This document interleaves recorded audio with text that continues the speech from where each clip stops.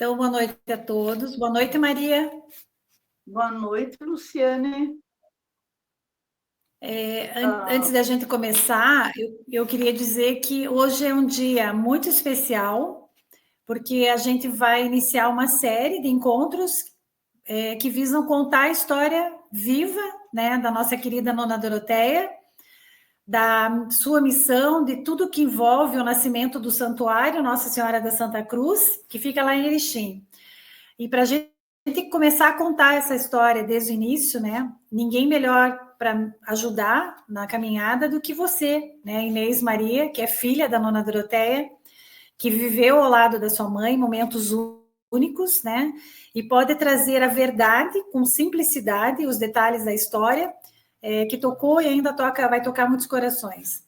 E o mais importante, assim, que a gente sabe que durante todo o tempo, algumas versões, né, vão sendo contadas de formas incompletas e de algumas maneiras até distorcidas, né?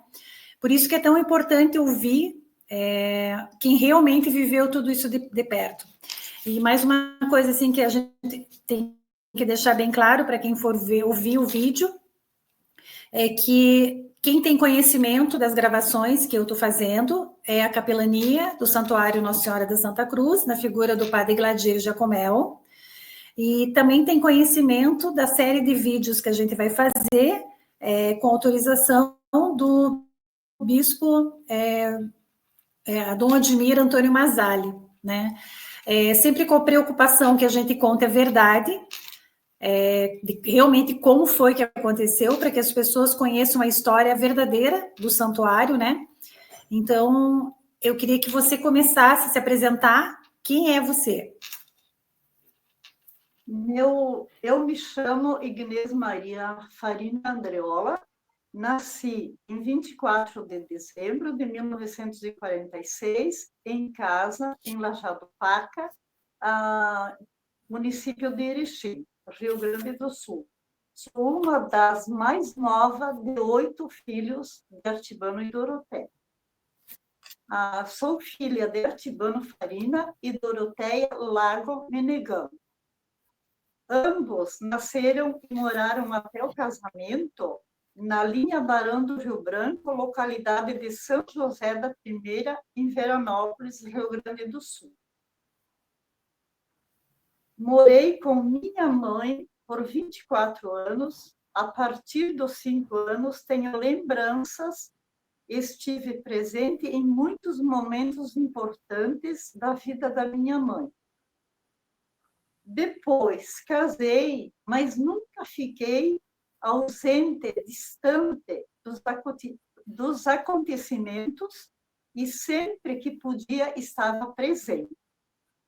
Trabalhava na saúde, na sexta-feira saía do trabalho, pegava meu filho bem pequenininho e ia junto a meus pais para me sentir aconchegada e uma troca imensa de carinho entre meus pais, meu filho, que naquela época só tinha o Ezequiel, agora eu tenho também a Karine, e fazia tudo o que ela precisava para deixar um conforto a uma mãe, a um pai, que tanto me deu a vida e tanto me ensinou.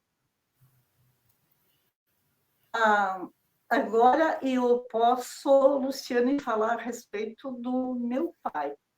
Pode falar do nono Artibano.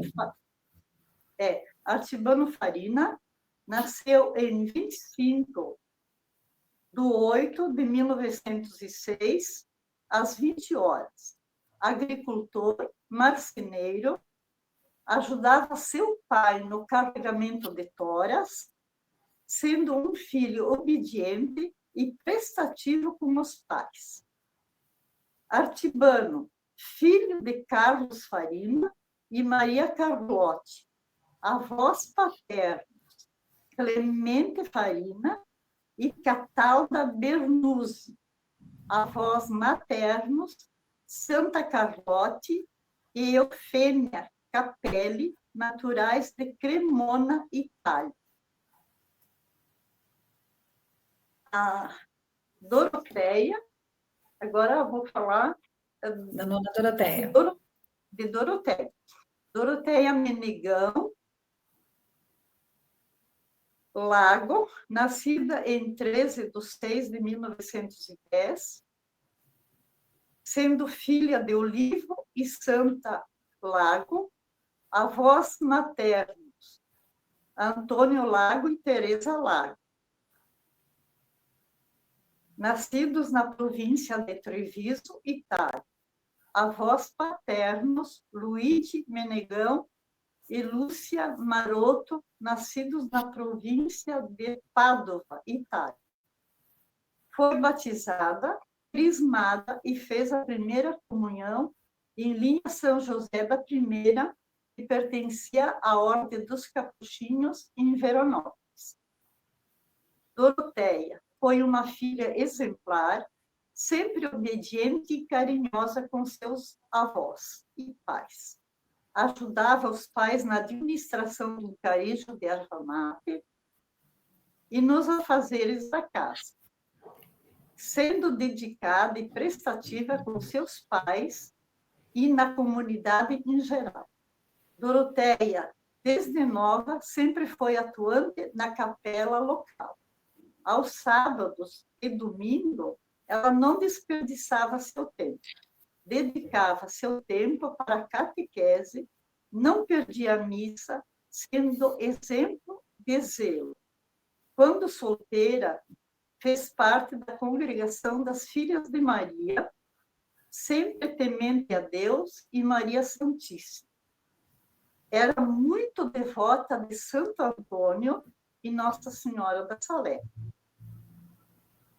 Os que conheceram Doroteia desde sua infância falavam que nela havia algo diferente,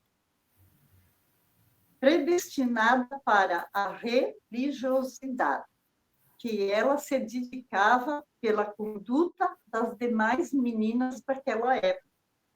Sempre foi bem vista pela comunidade por ser obediente, prestativa e sempre presente na capela e nas missas. E como foi que a Nona Doroteia conheceu o Nono Arquibano? Artibano e Doroteia eram vizinhos da mesma localidade. Casaram no dia 5 de dezembro de 1930, Artibano com 24 anos e Doroteia com 20 anos. 2 dias após o casamento, saíram de Veranópolis com destino à comunidade de Rio Azul, interior de Erechim, Rio Grande do Sul. Vieram com uma carroça, 2 cavalos, ferramentas de carpintaria, as quais ele usou para fazer as novas moradias. Dentro da carroça havia uma panela de arroz com casca, alguns quilos de farinha, umas galinhas e umas roupas e um sonho de formar uma linda família. Foram morar em um lugar deserto, fizeram da carroça e de uma fenda oca de uma árvore chamada pururuca sua moradia. No decorrer do tempo, derrubaram algumas árvores, construíram um galpão, e esse galpão servia de depósito e de moradia. Embaixo dele, abrigo dos animais. Ficaram por um determinado tempo nesse local, adquirindo uma terra em um outro local, menos deserto, e próximos a uma pequena estrada que ligava Aratiba a Erechim, onde localização o santuário hoje. Transportavam a sua produção com carroça até Erechim. Debulhavam trigo, arroz, feijão à noite. E na madrugada levavam até a cidade de Paiol Grande, hoje Erechim, e na ida armavam arapucas, e na volta recolhiam os passarinhos e alguns radites que achavam na beira da estrada. E isso servia de alimento naquele dia. Com o tempo, derrubaram árvores e foram construindo uma varanda que servia de moradia e depósito de produtos que colhiam. A família foi aos poucos crescendo, resolveram aumentar a casa, fizeram o primeiro piso, porão. Depois fizeram o segundo piso, 2 salas. Uma grande que servia de depósito de secagem dos produtos. E a mais tinha 2 quartos, um era dos meus pais e outro era meu. Tinha cozinha, despensa e varanda.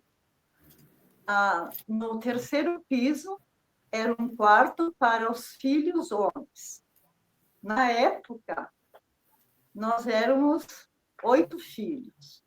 O Romildo, nascido em 16/7/31, a Jurema, 6/9/33, Geraldo, 29/12/34, Eloy, 25/11/37, Valdomiro, 25/9/44, eu e Inês Maria, 24/12/46, Pedro Antônio, 16/3/51, Vasco Gregório, 8/2/54.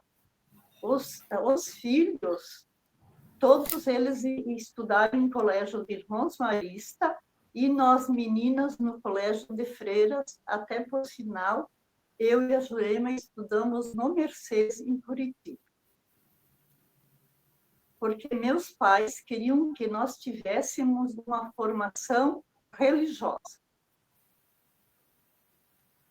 Artibano e Doroteia construíram a Capela São Paulo, na localidade em Lajado Parque, com seus próprios recursos. Foram colocando santos e montando o que precisavam. E também ajudaram a construir outras capelas na região. Muitas vezes, Doroteia fazia fornadas de pão e bolachas e distribuía na saída da igreja para aqueles que vinham em jejum e de longe. Derrubar.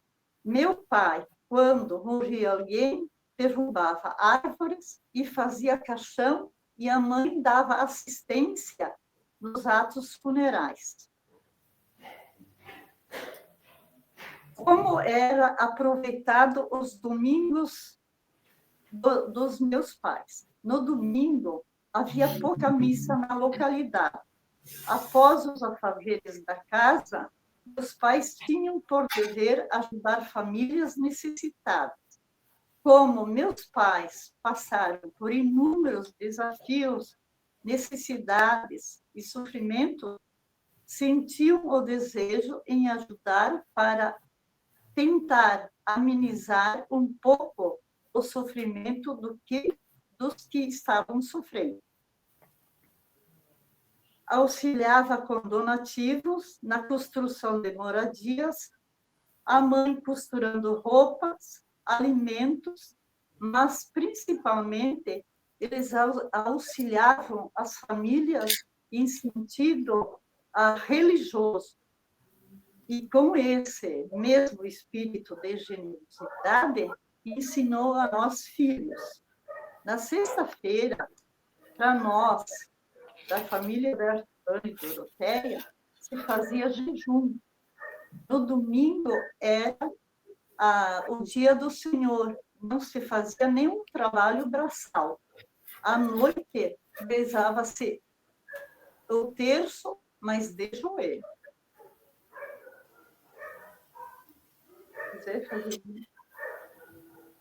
Tá. Doroteia se ocupava muito em dar catequese para as crianças na comunidade. Quando não podia ir à igreja por motivos de doença, as crianças iam até a casa dela. E lá recebiam alimentação, orientação física e espiritual. Além disso, ensinava as crianças os afazeres de casa e os afazeres da roça também, para que ajudasse os pais tanto em casa como na agricultura. Para as jovens da localidade, em Jadopata e outras tantas localidades, Doroteia fundou as Filhas de Maria, aonde ensinava a doutrina da igreja, rezava o terço e se achegar a Deus e a Maria Santíssima através da oração. Sempre foi o objetivo da mãe ensinar a reza do terço e buscar a Deus e a Maria Santíssima através da oração, que a Nossa Senhora é que conduz as almas a Deus. Era o que nossos pais nos orientavam, que nós tínhamos que pedir para Maria Santíssima para ela se achegar a Deus, para alcançar nossas necessidades. Doroteia criou na localidade o apostolado da oração, denominado Sagrado Coração de Jesus, o qual era zeladora, criou a Associação Antoniana dos Capuchinhos de Veranópolis, grupo de orações da Terra Santa, ajudava na formação de seminaristas em Marcelino Ramo, também visitava asilos, orfanatos, levando conforto e carinho às pessoas necessitadas. Visitava mães grávidas. E dessas visitas, eu tinha 5 para 6 anos, mas levei, por exemplo, esse trabalho que ela fazia com as mães abandonadas. Tive uma passagem em um episódio que até hoje lembro e levei comigo no meu trabalho de enfermagem. Mães abandonadas, sem ajuda e sem conforto. Doroteia não desperdiçava seu tempo. Ia ao encontro dessas mães, dividindo tudo que ela tinha e dividia assim, tudo que ela tinha, ia ao encontro dessas mães, dividindo desde roupa, Bom, tinha vezes que a gente ficava praticamente sem um pijama, porque ela doava para quem tinha mais necessidade, porque ela falava, o pijama para eles serve, vocês têm cobertas, podem, né, se aquecer no frio. E além de levar essas coisas para as mães, ela ajudava esses bebês até mais ou menos uns 3, 4 meses, dava apoio, tanto espiritual, como moral, como físico, e até, se precisasse, ela trazia eles para a casa dela, para eles não passarem fome. Então, esse trabalho era um trabalho bem digno que eu tirei como exemplo no meu tempo de trabalhar em postos de saúde. Ela se fazia presente nas romarias, por exemplo, em Marcelino Ramo, em Ibiaçá, visitava e assistia às missas no Santuário Fátima de Erechim e na Catedral, sempre atuante na comunidade, tanto na parte religiosa quanto na parte de auxiliar os vizinhos em sua necessidade. Foi um exemplo a ser seguido de generosidade e de zelo pela família e, principalmente, de entrega a Deus e a devoção a Maria Santíssima. E, Luciane, não sei se tu quer que eu falo do capitel também. Não, a gente pode até falar isso na sequência, quando a gente for desenvolvendo para as pessoas entenderem, né? Eu acho que esse primeiro vídeo que a gente está fazendo é para contar realmente quem era ela, né? O que você colocou aí já fica bem claro o quanto a religiosidade sempre foi forte na vida da Nona, né? Desde sempre, assim. E E a ajuda questão. também, né? Ela era bem caridosa ao extremo. Ela repartia tanto ah, as roupas como a comida, e quando tinha uma mãe com necessidade, ela falava assim: a Maria vai lá, pega um queijo, eu pego um frango, eu pego um lençol, faço fraldas, e a gente vai já com tudo pronto para atender aonde que a mãe era mais necessitada. Você falou ali da Capela São Paulo, tem um episódio que você sempre fala que a Nona ela chegava às vezes com pouco recurso que ela tinha, às vezes ela tirava as coisas de casa para poder, que nem você falava, ornamentar a capela, comprar as imagens, os santos, né? Que na realidade quem acabou construindo a capela foi o Nona e a Nona, não foi que você sempre fala? Sim, os dois juntos e com as madeiras tiradas da própria localidade deles, da própria terra deles. Eles tiravam a madeira, o pai serrava junto com a mãe e era plainado, e os dois construíram tanto a igreja da localidade como outras igrejas que eram mais pobrezinhas. O pai doava a madeira e até o trabalho e tudo. E aquela história das capelinhas, Maria, que ela construiu as capelinhas, queria que você comentasse também assim que uma das coisas que você uma vez me falou é que ela tinha às vezes briga entre os vizinhos, né? E que ela fazia um vizinho levar a capelinha na casa do outro também, uma maneira de se verem e ter uma reconciliação. Sim, ela com o próprio ganho dela, das vezes ela nem tinha a quantidade em dinheiro, mas ela negociava alguma coisa em prol de conseguir o máximo de capelinhas. E com isso tudo, ela conseguiu 42 capelinhas. E naquela época havia muitas desavenças entre famílias e entre vizinhos, por causa que não havia escrituras, aí um tomava o terreno do outro, e a mãe pensou: como é que eu vou sanar tudo isso aí? Ela tentou até ir, vamos dizer, naquela época, acho que não tinha nem prefeitura, mas ela tentava, assim, apaziguar. Como ela não viu que judicialmente ela não conseguia, então ela pensou: vou mandar fazer capelinhas, e aí a pessoa levando a capelinha de uma família para o outro, e ele passa a cumprimentar, a ter um diálogo. Queira ou não queira, era uma maneira de aproximar os vizinhos em sentido religioso, e que assim eles acabavam até fazendo as pazes.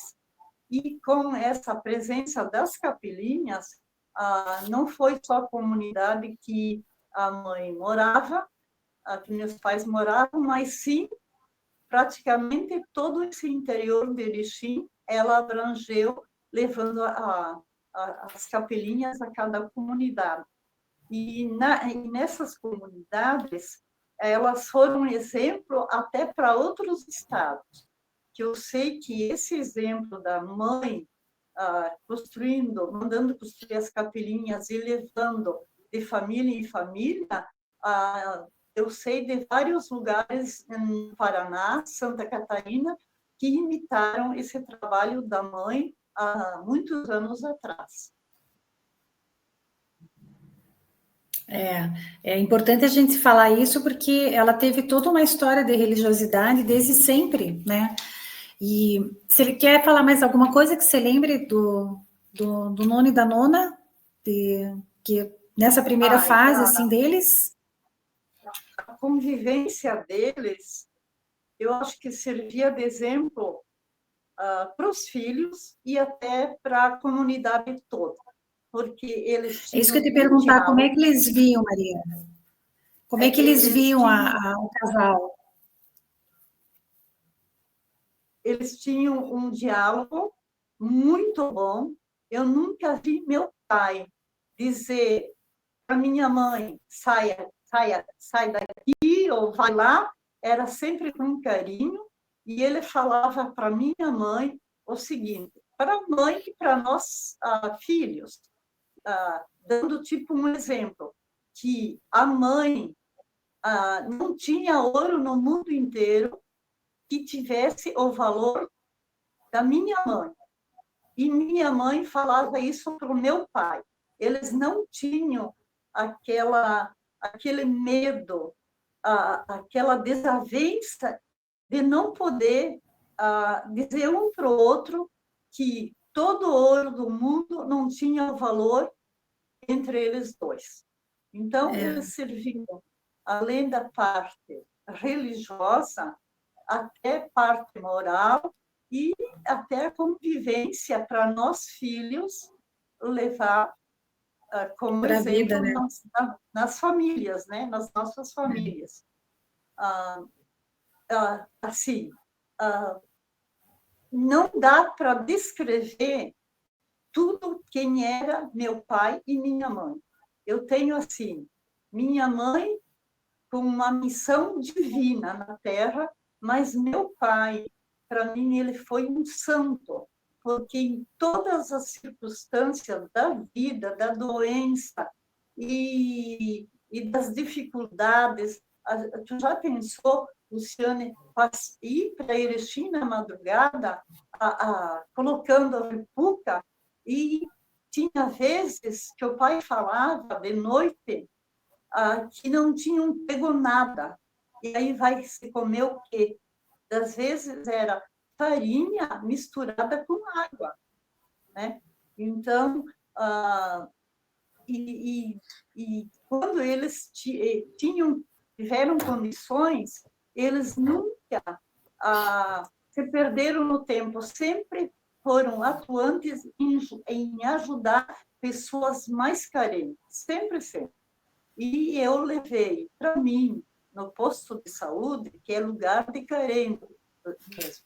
Eu fazia a mesma coisa, eu saía de sexta à noite, ficava sexta, sábado e domingo, às vezes eu fazia 500, 600 vacinas nos confins de Itá.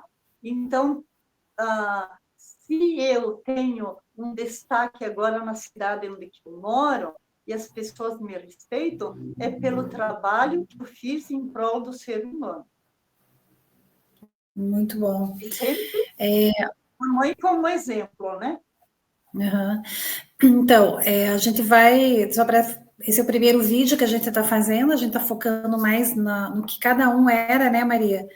E a partir Sim. dos próximos, que a gente quer começar a contar a história da doença da nona, né, só para as pessoas entenderem como que foi o início da doença, depois a gente vai começar a falar como que surgiram as aparições, né? Só uma coisa que a gente podia falar, assim, sem entrar no assunto agora das aparições e da doença da nona, que é uma coisa que a gente vai fazer um vídeo específico sobre isso, eu queria que você só falasse, assim, por exemplo, o nono, ele sempre acreditou nas coisas que a nona falava, né? Ele nunca duvidou. E como é que a família, porque é uma pergunta que me fizeram, eu até comentei com você essa semana, foi uma coisa que me pediram muito no direct do Instagram, como que era a família em relação do que tudo que aconteceu, né? Eu sei que você era pequena, mas e como que o nono viu tudo isso assim, né? Se ele acreditava, como que era? A partir de quando tomei uso da razão, eu nunca vi meu pai se opor a nada a respeito da mãe. Ele admirava o tipo dela agir com as pessoas, a dedicação que ela tinha, e nós todos, olha, a gente, além da formação dentro do lar, eles se preocupavam e a gente acabou estudando em colégio de maristas e freiras. Então, meu pai, assim, nunca se opôs e também nós não. A gente sempre sempre apoiou aquilo que eles decidiam fazer. Tá. Então, Maria, a gente faz essa primeiro vídeo, né, para contar como que era um pouquinho a nona, né, e o nono também. E aí a gente convida as pessoas a seguirem o canal que a gente criou para contar a história da Nossa Senhora de Santa Cruz, né, história da nona Doroteia também. E a partir do próximo vídeo, a gente vai começar a falar, então, para as pessoas como é que foi a doença dela, e sim, como que foi depois a primeira aparição e a sequência de tudo. Vamos entrar um pouquinho também em relação às mensagens, né? Então... Luciane, e o que mais meu pai e minha mãe nos passaram era a veracidade das coisas. Ele falava assim para nós: quem mente rouba, jamais quero que um filho meu minta.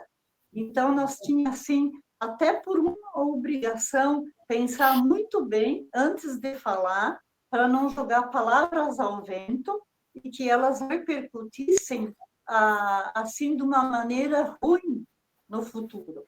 Então, praticamente, o que todos nós levamos dos nossos pais era falar a verdade e jamais mentir e jamais roubar.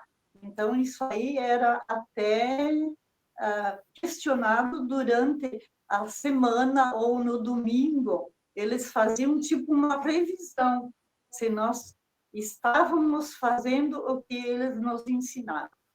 Por isso que eu, quando falo da minha mãe e do meu pai e da minha família no todo, jamais eu vou mentir.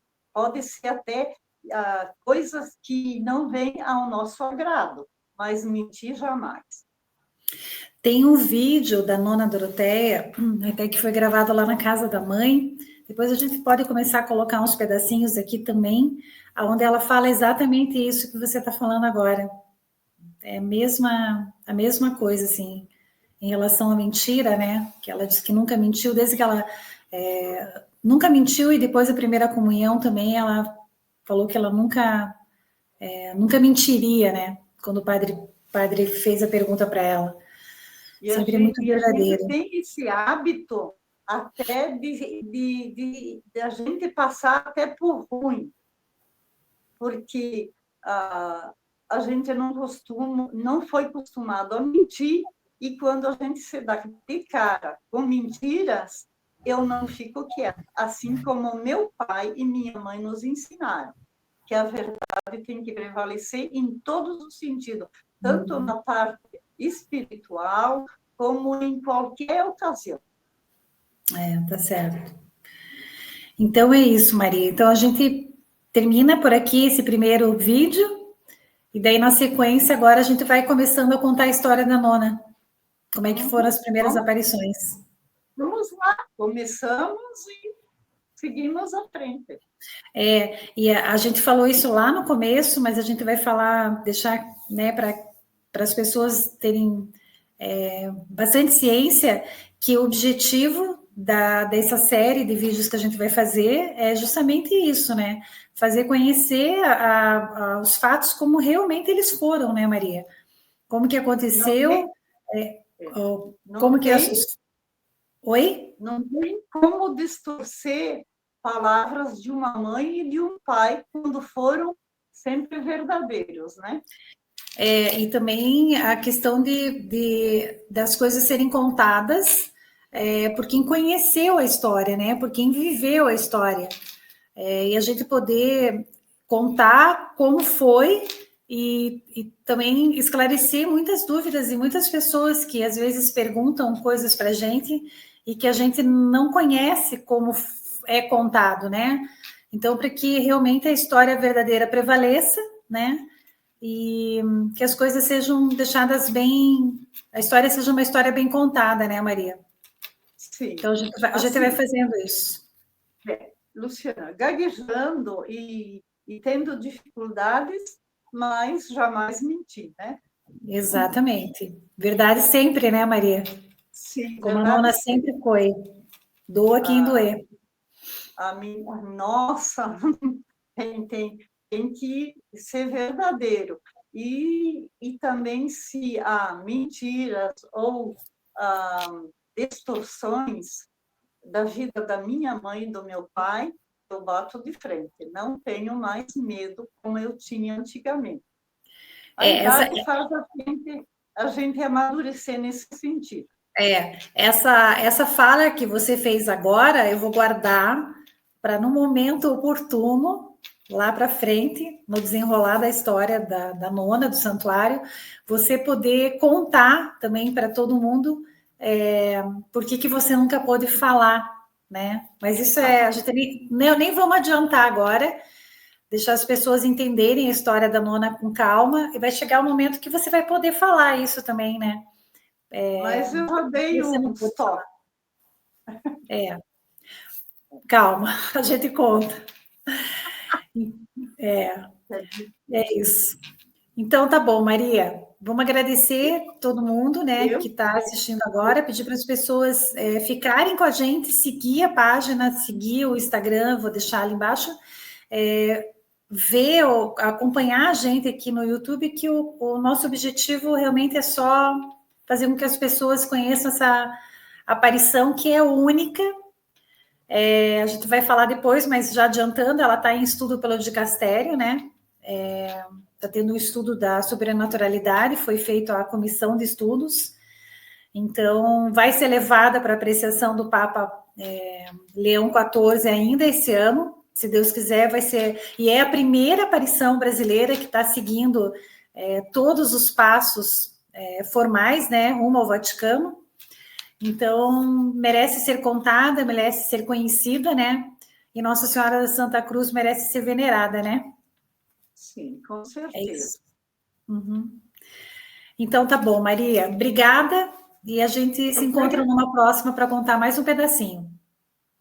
Eu que te agradeço, Luciane, pelo empenho e por tudo que você está fazendo em levar adiante a missão da Doroteia e do Artibano, porque os dois juntos é que fizeram a missão completa. A missão é nossa, a missão é de nós duas. Agora sim, mas antes era deles, né? Mas agora é a nossa missão. Tá bom, Maria? Obrigada, Tá. então. Eu que agradeço, Luciana. Um abraço de todos nós para ti. Amém. Para você também.